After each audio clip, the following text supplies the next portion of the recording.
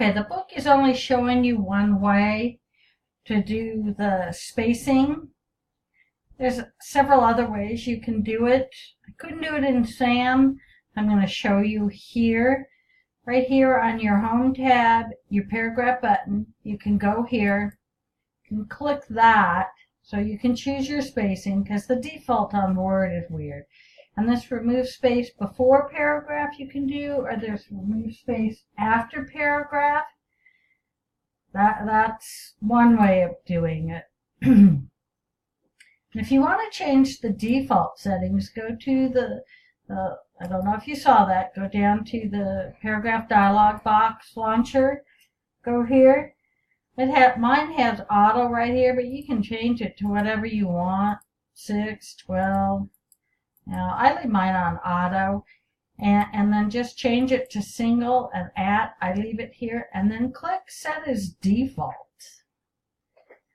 I'm not going to click it because I don't want it to set it. Oh, big deal if it does.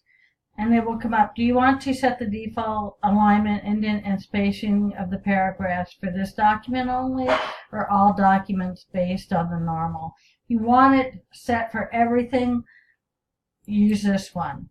But as a demonstration, I'll do this one here, document only. So then it changes yours. But if you have lots of spacing, you know, I can,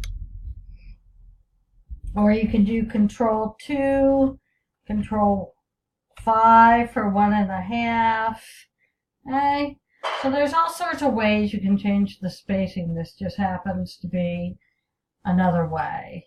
All right. And like you can go here and just remove space before and remove space after paragraph. And it'll do it. It'll probably, using those will be so nominal you won't even see it.